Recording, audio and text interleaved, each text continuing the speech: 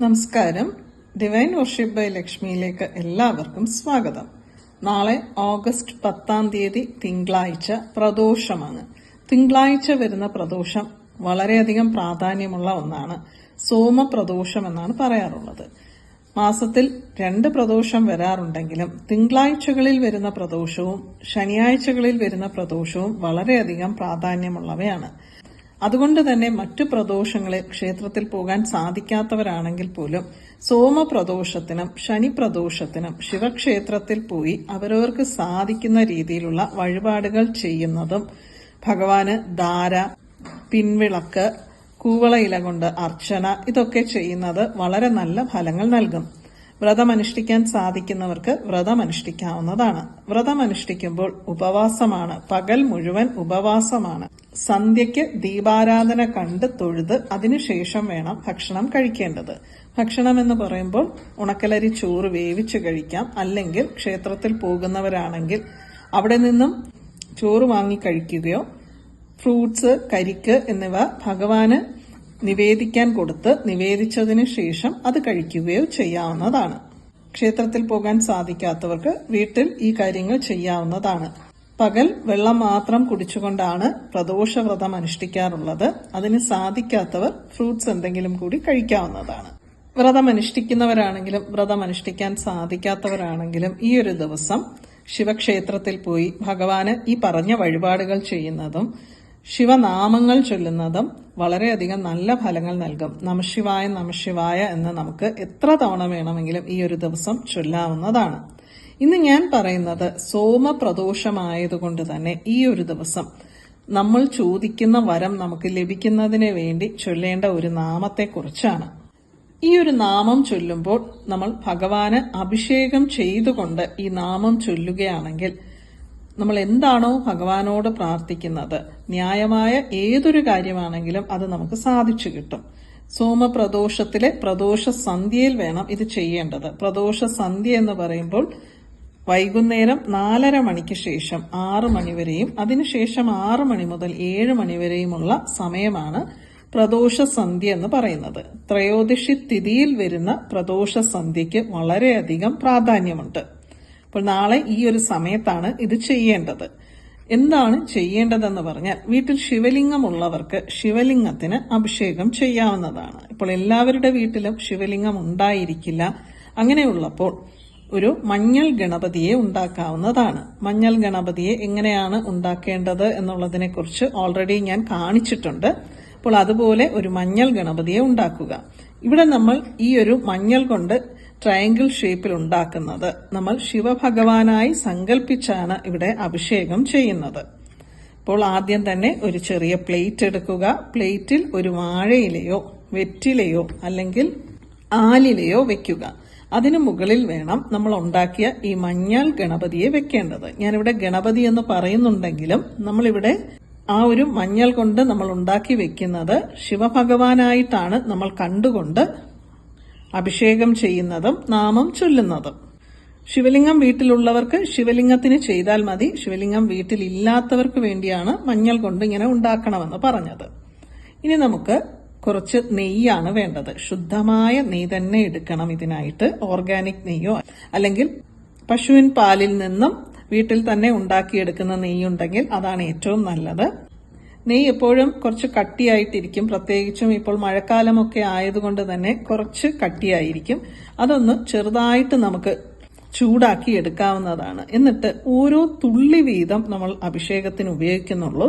സാധാരണ ജലധാര, പാലഭിഷേകം ഒക്കെ ചെയ്യുമ്പോൾ നമ്മൾ ഒരു കിണ്ടിയിലോ അല്ലെങ്കിൽ ഒരു പാത്രത്തിലോ നമ്മുടെ കയ്യിൽ എത്രയുണ്ട് അത്രയും നമ്മൾ ഒഴിക്കാറുണ്ട്. ഇപ്പോൾ ഇവിടെ അങ്ങനെ ഒരുപാട് നെയ്യുടെ ആവശ്യമില്ല. നമ്മൾ ഓരോ പ്രാവശ്യവും നാമം ചൊല്ലുമ്പോൾ ഓരോ തുള്ളി വീതം മാത്രമാണ് നെയ്യ് ആ ഒരു ശിവലിംഗത്തിന് പുറത്തോ അല്ലെങ്കിൽ നമ്മൾ ഉണ്ടാക്കി വെച്ചിരിക്കുന്ന ആ മഞ്ഞളിന് പുറത്തോ ഇടേണ്ടത്. അപ്പോൾ ഒരു തുള്ളിക്ക് വേണ്ടി ഒരു സ്പൂണിൽ കുറച്ചെടുത്ത് ഓരോരോ തുള്ളി വീതം ഇട്ടാൽ മതി. ഒരുപാട് നെയ്യ് ഒഴിക്കേണ്ട ആവശ്യമില്ല.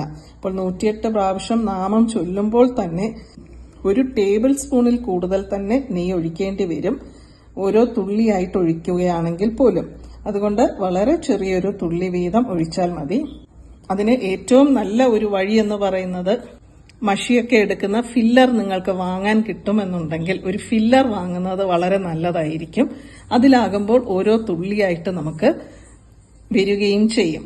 അപ്പോൾ അതാണ് ഏറ്റവും നല്ലത്. അതിന് സാധിച്ചില്ല എന്നുണ്ടെങ്കിൽ നമുക്ക് സ്പൂണിലെടുത്ത് ഓരോ തുള്ളി വീതം ഓരോ പ്രാവശ്യം നാമം ചൊല്ലി 108 തവണ ശിവലിംഗത്തിന് അല്ലെങ്കിൽ നമ്മൾ ഉണ്ടാക്കി വെച്ചിരിക്കുന്ന മഞ്ഞളിന് പുറത്തായിട്ടാണ് ഇടേണ്ടത്. ഇപ്പോൾ ഫില്ലറൊക്കെ കൊണ്ട് ഭഗവാൻ അഭിഷേകം ചെയ്യാമോ എന്നൊരു ചിന്ത മനസ്സിലുണ്ടാകും. അതിലൊന്നും തന്നെ യാതൊരുവിധ പ്രശ്നവുമില്ല. നമ്മുടെ ഭക്തിക്കാണ് മുൻതൂക്കം കൊടുക്കേണ്ടത്. അതുകൊണ്ട് ഫില്ലർ കൊണ്ടാണ് നമ്മൾ നെയ്യ് ഒഴിക്കുന്നത്, അതിന് ദോഷമുണ്ടോ എന്നൊന്നും ചിന്തിക്കേണ്ട ആവശ്യമില്ല. ഇവിടെ നമുക്ക് ഓരോ തുള്ളിയായി വരുന്നതിന് വേണ്ടി മാത്രം നമ്മൾ ഫില്ലർ ഉപയോഗിക്കുന്നു എന്നേ ഉള്ളൂ. അതുപോലെ നിവേദ്യമൊന്നും തന്നെ വെക്കേണ്ട ആവശ്യമില്ല. അഭിഷേകവും നാമജപവുമാണ് ഇവിടെ ഏറ്റവും ഇമ്പോർട്ടന്റ് ആയിട്ടുള്ള കാര്യം. മഞ്ഞളിന് പുറത്തായിട്ടാണ് നമ്മൾ ഒഴിക്കുന്നത്. അപ്പോൾ ചൊല്ലേണ്ട നാമം ആദ്യം പറയാം. നിങ്ങൾ ആദ്യമായിട്ടാണ് ഈ ചാനൽ കാണുന്നതെങ്കിൽ സബ്സ്ക്രൈബ് ചെയ്യാൻ മറക്കരുത്. ചാനലിൽ മെമ്പേഴ്സ് ആകാൻ ആഗ്രഹമുള്ളവർക്ക് ജോയിൻ ബട്ടണിൽ പ്രസ് ചെയ്ത് മെമ്പേഴ്സ് ആകാവുന്നതാണ്. ജോയിൻ ചെയ്യാനുള്ള ലിങ്ക് കമന്റ് ബോക്സിൽ പിൻ ചെയ്തിട്ടുണ്ട്. ഓം ശ്രീ ശ്രീങ് ശിവയ വസി വാ വാ വാ. ഓം ശ്രീ ശ്രീങ് ശിവയ വസി വാ വാ വാ. ഓരോ തവണയും നമ്മൾ ഈ നാമം ചൊല്ലുമ്പോൾ ഓരോ തുള്ളി വീതമാണ് നെയ്യ് ശിവലിംഗത്തിന് പുറത്തായിട്ട് സമർപ്പിക്കേണ്ടത്. ഇങ്ങനെ 108 തവണയാണ് ചൊല്ലേണ്ടത്. ശിവലിംഗത്തിലാണ് നമ്മൾ അഭിഷേകം ചെയ്യുന്നതെങ്കിൽ ആ നെയ്യ് നമുക്ക് പിന്നീട് ഉപയോഗിക്കാവുന്നതാണ്. ശിവന് തന്നെ ദീപം കൊളുത്തുന്നതിന് ഉപയോഗിക്കാം, അല്ലെങ്കിൽ നമുക്ക് മറ്റെന്തെങ്കിലും ആവശ്യങ്ങൾക്ക് വേണ്ടി ഉപയോഗിക്കാം. അങ്ങനെ ഉപയോഗിക്കാത്തവരാണെങ്കിൽ അത് ആരും ചവിട്ടാത്ത ചെടിയുടെ ചുവട്ടിൽ ഒഴിക്കാവുന്നതാണ്. ഇനി മഞ്ഞളിന് പുറത്താണ് നമ്മൾ ആ ഒരു അഭിഷേകം നെയ്യ് കൊണ്ട് ചെയ്തതെങ്കിൽ 7 ദിവസം നമ്മളത് അങ്ങനെ തന്നെ വെക്കണം. 7 ദിവസം കഴിയുമ്പോൾ നമുക്ക് ആ മഞ്ഞളും ആ നെയ്യും എല്ലാം കൂടി ഒന്നിച്ച് ഒഴുകുന്ന വെള്ളമുണ്ടെങ്കിൽ വെള്ളത്തിൽ ഒഴുക്കി കളയാം, അല്ലെങ്കിൽ ആരും ചവിട്ടാത്തിടത്ത് ഏതെങ്കിലും ചെടിയുടെ ചുവട്ടിലോ മരത്തിന്റെ ചുവട്ടിലോ കൊണ്ടുപോയി ഇടാവുന്നതാണ്. മഞ്ഞൾ വെള്ളത്തിൽ അലിയിച്ചൊന്നും കളയേണ്ട ആവശ്യമില്ല. അങ്ങനെ തന്നെ അത് പൊടിച്ച് ചെടിയുടെ ചുവട്ടിൽ കൊണ്ടുപോയി കുഴിച്ചിട്ടാലും മതി. ആരും ചവിട്ടാത്തിടം ആണ് എന്ന് ഉറപ്പാക്കണം എന്ന് മാത്രമേ ഉള്ളൂ. 7 ദിവസം നമ്മുടെ വീട്ടിൽ വെച്ചിട്ട് അതിനുശേഷം മഞ്ഞളെടുത്ത് കളഞ്ഞാൽ മതി എന്ന് പറയുന്നതെന്ന് പറഞ്ഞാൽ 7 ദിവസത്തിനുള്ളിൽ നമ്മൾ എന്താണോ ഭഗവാനോട് പ്രാർത്ഥിക്കുന്നത് ആ ഒരു കാര്യം സാധിച്ചു തരും എന്നാണ് വിശ്വാസം. അതുകൊണ്ടാണ് 7 ദിവസം കഴിഞ്ഞിട്ട് മാത്രം അതെടുത്ത് കളഞ്ഞാൽ മതി എന്ന് പറയുന്നത്. ഈ ഒരു വഴിപാടിനെ കുറിച്ച് അഗസ്ത്യമുനിയാണ് പറഞ്ഞിട്ടുള്ളത്. അഗസ്ത്യമുനി എന്ന് പറഞ്ഞാൽ 7 ഋഷിമാരിൽ ഒരാളാണ്. മാത്രമല്ല ആദ്യത്തെ സിദ്ധർ കൂടിയാണ് അഗസ്ത്യമുനി എന്ന് പറയുന്നത്. സാധിക്കുന്നവർക്കൊക്കെ തന്നെ ചെയ്യാവുന്നതാണ്. ഇനി നിങ്ങൾക്ക് ആഗ്രഹങ്ങളൊന്നും ഇല്ല എന്നുണ്ടെങ്കിൽ പോലും എപ്പോഴും ശിവഭഗവാന്റെ ഒരു അനുഗ്രഹത്തിന് വേണ്ടിയും ഈ ഒരു നാമം ചൊല്ലി ഈ ഒരു അഭിഷേകം ചെയ്യാവുന്നതാണ്. ഇനിയിപ്പോൾ പലരും ചോദിക്കും, അഭിഷേകമൊന്നും ചെയ്യാനുള്ള ഒരു ചുറ്റുപാടില്ല, ഞങ്ങൾ ഈ നാമം മാത്രം ചൊല്ലിയാൽ മതിയോ എന്ന്. നാമം മാത്രമായും ചൊല്ലാം. നല്ലൊരു ഫലം പെട്ടെന്ന് തന്നെ നമുക്ക് ലഭിക്കുന്നതിനാണ് നെയ്യ് കൊണ്ട് ഭഗവാന് അഭിഷേകം ചെയ്തുകൊണ്ട് ഈ നാമം ചൊല്ലണമെന്ന് പറഞ്ഞത്. എല്ലാവർക്കും ഈ വീഡിയോ ഇഷ്ടപ്പെട്ടുവെന്ന് വിശ്വസിക്കുന്നു. വീണ്ടും മറ്റൊരു വീഡിയോയുമായി കാണാം. നന്ദി, നമസ്കാരം.